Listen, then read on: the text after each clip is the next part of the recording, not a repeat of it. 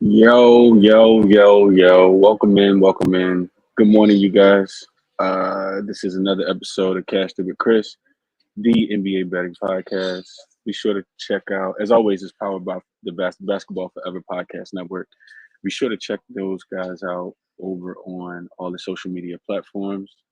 Appreciate you guys for being here as always. Let's get into it, man.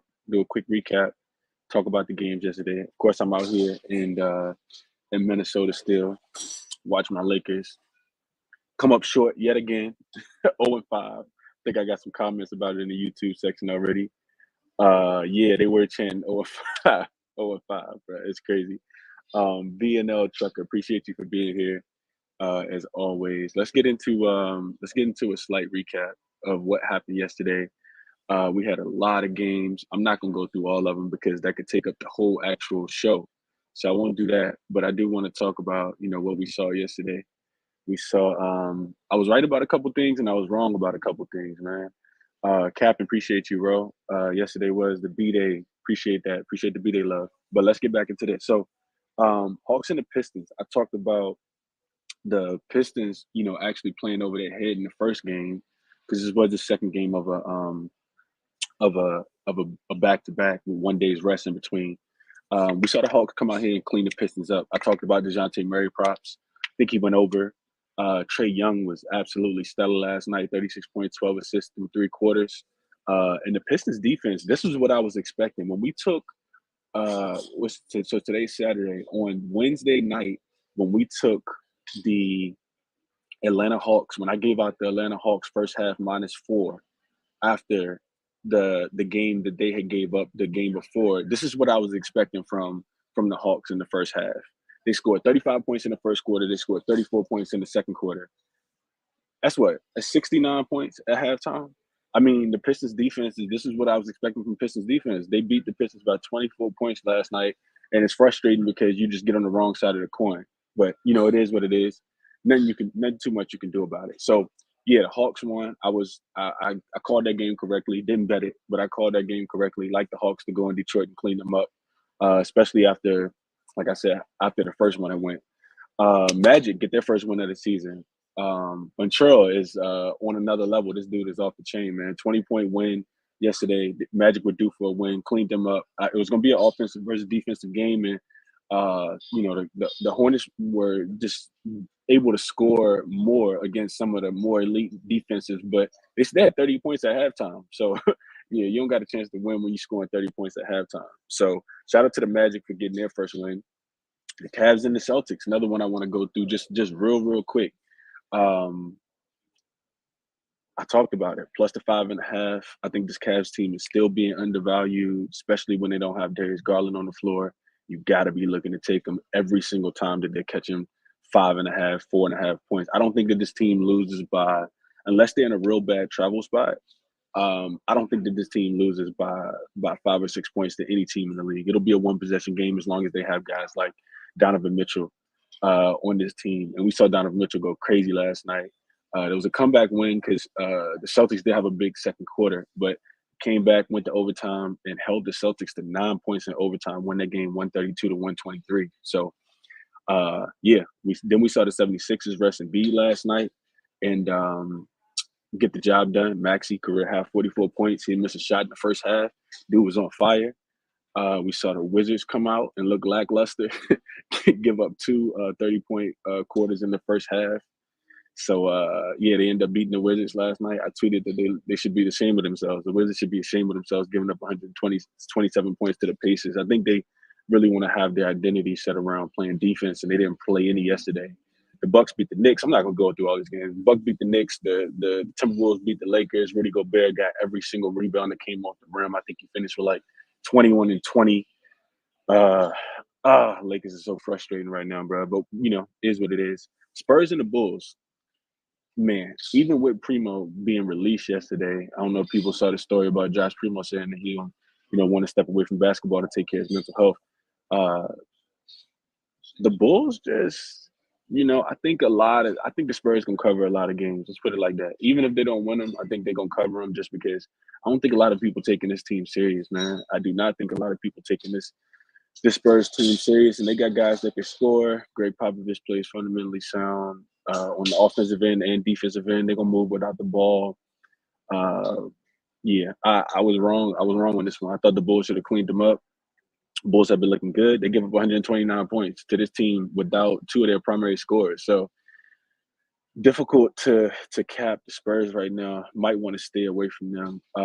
I like that play a lot yesterday. I talked about it a lot, but I'm probably gonna stay away from taking betting against the Spurs. They got me against Philly when I was still believing in Philly, and just because Philly won yesterday, I'm still not a believer in Philly. They're gonna have to show me a couple of games before I put my hard-earned money on them. But yeah, Bulls beat the Spurs. We saw the Nuggets beat the Jazz last night. Blazers beat the Rockets, and then lastly, the Suns cleaned up the Pelicans 124 to 111. I thought the Pelicans would play. I didn't play that game, but I thought the Pelicans I would only be able to look towards the Pelicans in that game from the playoff revenge angle. But then we saw Zion got rolled out, and the Pelicans defense just didn't show up on the road. 124 points. You're not gonna win too many games giving up that many points. Captain said he just took the points. How good is the Bucks defense? Crazy team. Yeah, they got a big game today. I didn't really cap that game too much, but I do want to talk about it with you guys for sure. Cavs went up to +7. Yeah, that's crazy, bro. That's crazy. I know you don't want to fade the Celtics on the second game, after a loss going back to last year, but that's the only when they have Robert Williams. Their defense is not looking like that Celtics defense. I talked about it last year. They were top uh, I think they finished number one. Yeah, they finished number one defensively, the Boston Celtics did. And then this year, they're like middle of the pack, like 15, 16. And Robert Williams made that much of an impact. And we were already talking about them not having Grant Williams. I loved the spot yesterday for the Cavs. Wasn't a back-to-back at all. But let's get into today, man. Let's get into today. Enough of a recap. If you guys are watching on YouTube, hit the like button for me over there. Comment, tell a friend to tell a friend, like I always say. Let's get into today's games though, because I ran some SDQL and like a couple trends that I want to share that I really really like. So let's head to Sacramento first. The Heat will be coming in here looking to beat the Sacramento Kings and pick up their third win. They're 2-4 right now. Crazy to think that the Heat are 2-4 and they're only 1-5 ATS, which is also crazy. This game opened with the Heat at a -4 or the Kings at a +4, and the total was at 227.5. Now you see the total at 228.5. Let me pull up my live odds real quick. I want to make sure I got this right. Let's see. So yeah, opened at -4 in favor of Miami. Total opened at 227. It's up to 228. I see some 228s. I like the total in this game. I think Sacramento has a chance to win this game. What you get is you get a Heat team coming off of their loss against the Warriors. This is also going to be a third game in 4 nights for Miami. Also a fourth game in 6 nights for Miami as well. We know that they've traveled from the most bottom southeast that you can be, all the way to as far northwest that you can be. And now they're catching these teams in LA and at the top of the West Coast. So Sacramento, another team that's going to be in LA.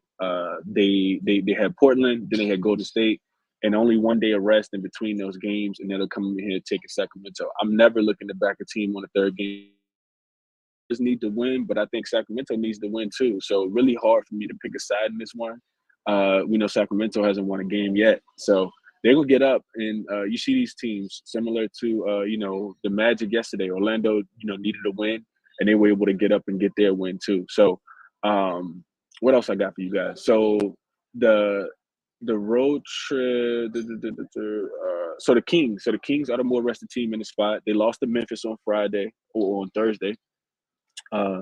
And play in Charlotte on Monday, so their homestand will be over, which is another even more of a reason why you want to take them in a spot like this. What else I got? Victor Oladipo, Omier 7 is still out as far as injury goes.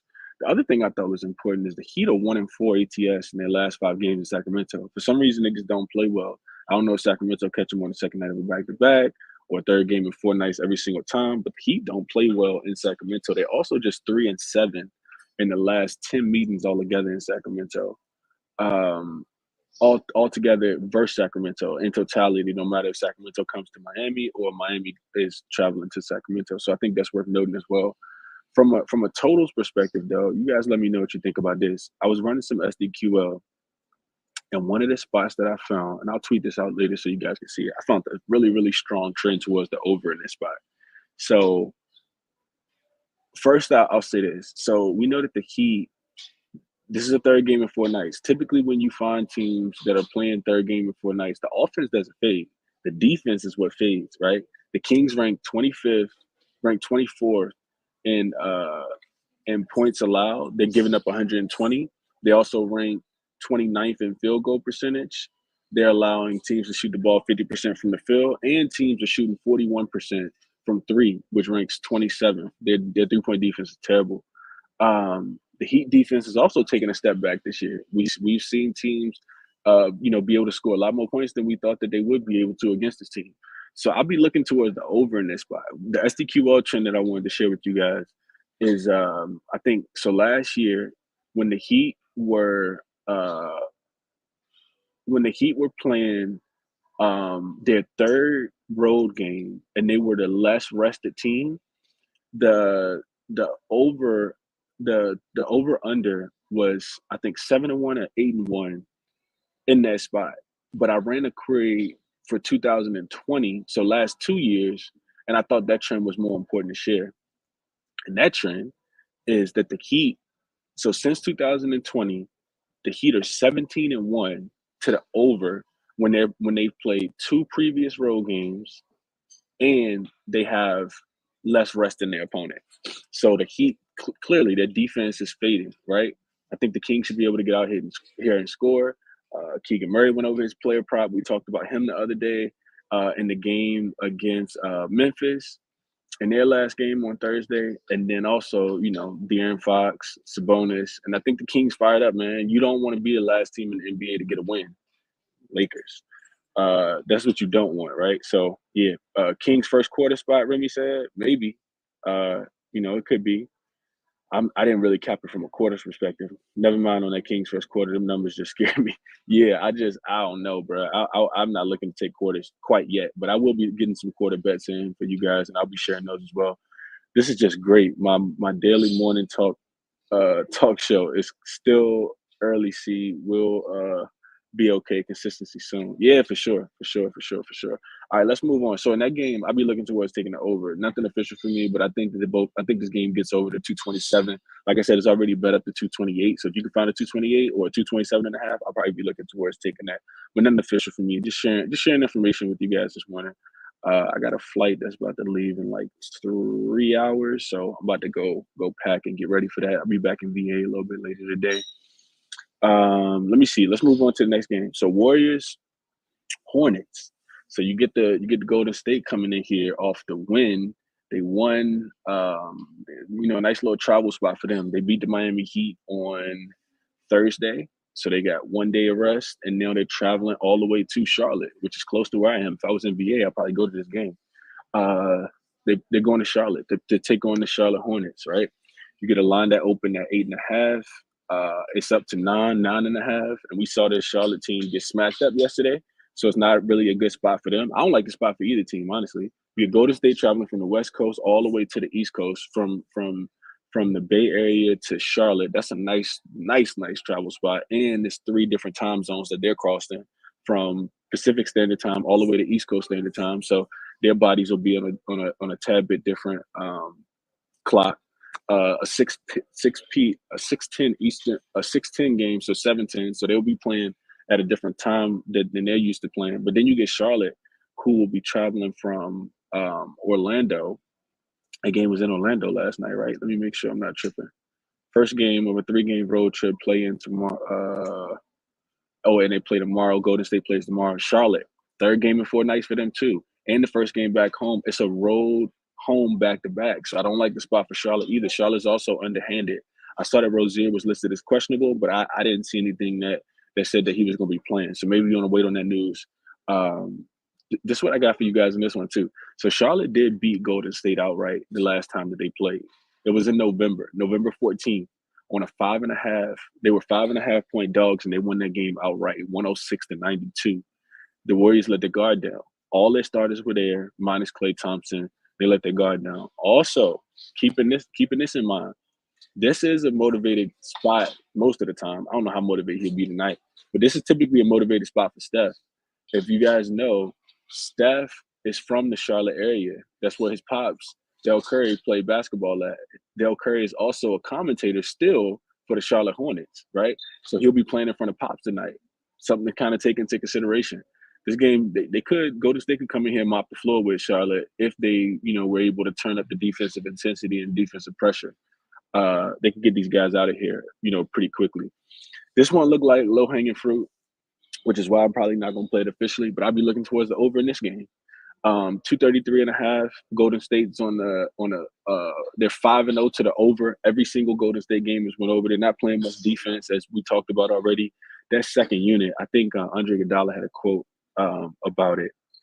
He was just saying they got to, collectively get together and figure it out, because the first unit can play defense. But when Draymond comes out of the game, I don't know what the plus minus is on the season, but it's not good. It's not good at all. So I'll be looking towards taking the over. Charlotte's also, the Hornets are 4-1 to the over.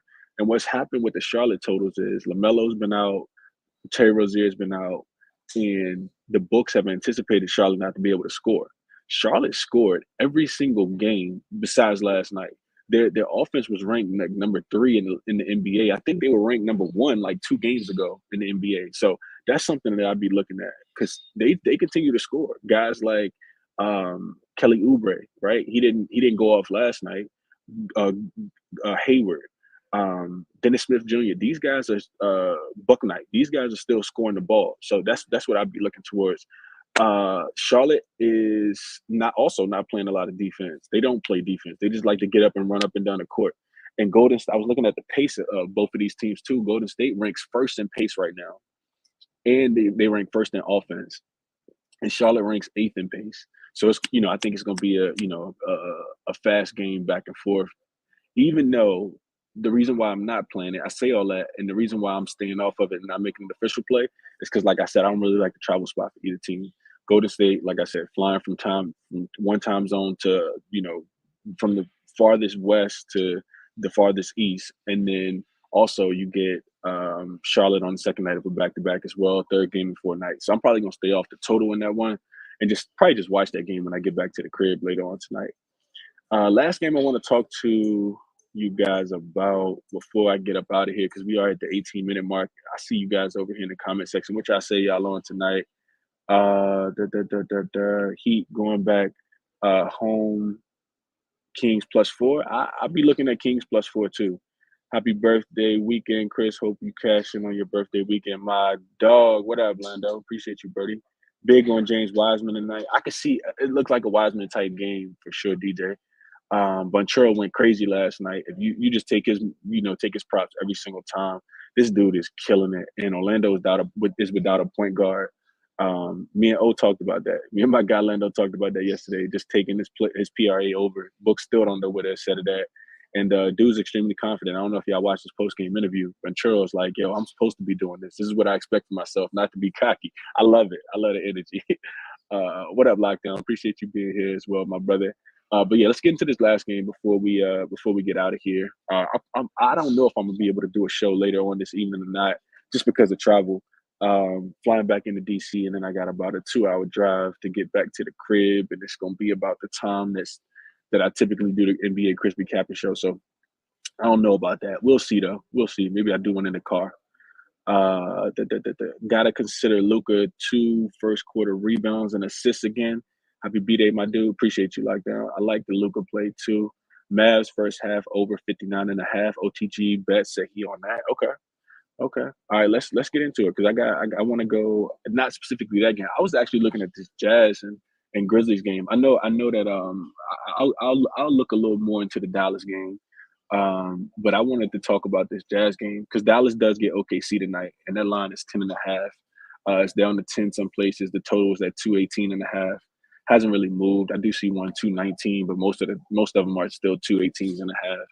And money actually coming in on OKC. I see 78% of the money on OKC. So Take with that and do what you want. I'll probably be looking at this total. I think OKC doesn't score in this game if Dallas comes out and plays the type of defense that they are capable of playing. We also know that these are two of the slower paced teams in the league too. But that ain't even the game I wanted to talk about. I'm just sharing information with you guys.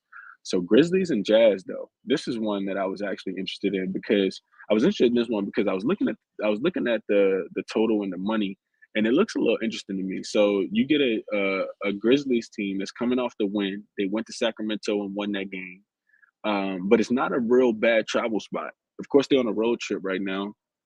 After you play in Sacramento, you travel to Utah, not too far of a travel. But the total, the spread in this one had Utah plus 5.5. So Utah was getting 5.5 points at the crib against this Memphis team. Circa, one of the sharpest books, and South Point, and Caesars, and WinBet has this total all the way down to 2.5. So and we ain't even talking about a really long time. 3 points though has been deducted. The total has also went from 231.5 all the way down to 227. I see a 226.5, and I see a 226 at DraftKings. So money's coming in on the under, money's coming in on Utah. I'm not 100% sure why. Did I miss something? Y'all know anything about this game that I don't? Maybe I missed something. Is Ja playing to sit? I didn't see anything that would make me think that, and maybe I didn't do all my due diligence, but I just feel like something is fishy in this one for me. Let me see what y'all got. Anybody got anything on this game? Luka triple double in a win, or Christian Wood 10 rebounds in a win. I could see that. I could definitely see that. Let me see. Let me just make sure I ain't missing nothing on the injury report. I feel like oh, never mind. Make perfect sense. That makes perfect sense. John Morant is doubtful. I didn't see that. John Conchar is also questionable. Um, yeah, you can't play this team then. You definitely don't want to play this team. I'd be looking at props though. I'd be looking at Jones props in this one. Game time decision with the illness. Yeah, I see that. Ja is gonna be he listed as doubtful, so he probably won't play in this one. I'd be looking towards Utah too. I'd definitely be looking towards Utah. Reason why is this. Uh, we know Utah gonna play hard. They're gonna play fast, and we've seen this Grizzlies team not really be able to slow anybody down when they don't have their bigs. They're actually 4-1 to the over, because their defense just isn't what it is as it was last year without Triple J being in there to kind of anchor it in the middle with Steven Adams. I'll be looking towards taking Utah in this spot too. Just I didn't even have that information. Just got it live. So Lockdown said he'd be on Desmond Bain assist. That's a really great look. He will anchor their offense. Him and Trey Jones for sure. Yeah, I see. Appreciate you, Tay. It says that he's dealing with an illness. Yeah, I missed that, but I knew something crazy was going on. Wait for Ja to be ruled out. Grizzlies first quarter team total over. That could be a look. One thing I'll say about that though, OTG, is that this Utah team, when they're rested, they actually play pretty good defense, man. I watched them play against the Pelicans, and they're motivated. They're a bunch of like hungry underdogs in my estimation. So yeah, I know last year, like he said, pace went crazy early when Ja came out. Yeah, I agree with that. But this is a totally different Grizzlies team right now. When you don't have Ja, it's cool, right? Like we saw them, like cover games and win games, and they love being the underdog down there in Memphis. But my point is that last year they had, when they were missing Ja, they were just missing Ja. Now you come in, you're missing Ja. You don't have D'Anthony Melton anymore. Jared Jackson Jr. is not there, and you got all these new guys trying to get implemented down there. So I don't know if I'd be looking to play that. It's also what I talked about yesterday, right? Like the low hanging fruit gonna be these teams that are tanking, looking for Victor Wembanyama in the draft, but you can't take that team every single time because the situation and circumstance have to dictate whether you play it or not. A lot of people that I respect and know were on the Washington Wizards team total over from the first quarter yesterday. But I talked about Miles Turner coming back and not being that effective in game one. In game two, he was effective. And the Washington Wizards team total did not cover, right? So I think that's something to kind of take into consideration, man. Definitely think that's something to kind of take into consideration. Captain said, just be careful. Teams been covering without their stars. Yeah, that's a fact. Philly, Portland, New Orleans. Yeah, New Orleans got smacked up yesterday, though. Portland did cover yesterday. And Philly definitely won yesterday. So, yeah, that's a fact. Will you take any Brooks props Like points, I don't know. I feel like they'll set him about right. Dylan Brooks will shoot that thing though. He definitely let it go. He not bashful. He definitely gonna shoot it. But that's what I got for you guys, man. That's what I got for you guys on the morning show. We already over the 25-minute mark. I just get on here and be talking, bro. I appreciate you guys for tapping in with me though. Like I said, if you're watching on YouTube, hit the like button for me. 45 people live right now. Appreciate you guys for being here. It's 8:27 here in Minnesota. I'm about to get up out of here. I'm about to get up out of here. Uh, yeah, that's what I got for you guys though. Greek Freak over rebounds again for the Bucks. Okay, I can see that look. I could definitely see that. Good vibes for sure, DJ. Appreciate you, bro. Covered against Dallas without Ingram and Zion. Hit the like button, show some love. Yeah, I appreciate that, Dylan, for sure, bro. But yeah, that's what I got for you guys. My strongest play for me, and I didn't look at player props at all, but the strongest play that I'm really, really liking, man. And I know you guys aren't really total bettors, but that Heat and Kings game stands out to me. The total being at 227, like I said, it's up to 227 and a half, 228 in some spots. And that trend that I ran about the Heat, sometimes I just back trends like that. I absolutely love that trend. And I'll give it out to you guys again. The trend is since 2020, the Heat are 17-1 to the over when they're playing when they've played their last two games as road games, and they have less rest than their opponent. So I really, really love that spot. Really love that spot. So that's what I'd be looking towards. I think some Steph props maybe, even though it's an unmotivated spot. You kind of see. I don't really like the slate too much today, to be honest. But if I got anything official, I'll tweet it out for you guys. I appreciate you guys for being here as always. Like I said, man, every single day. On the weekends, it's gonna be 9 a.m. I wanted to make sure I said that. It's gonna be 9 a.m. on the weekends, and then during the weekday, it's gonna be 7 a.m. 7 a.m. Cashed it with Chris. So that's what I got for you guys, man. Best of luck on all your bets today. Make sure you do your research. Don't just get the money to the bookies. That ain't what we here for. We trying to cash every single ticket, man. Y'all enjoy your day, and I'll talk to you guys later.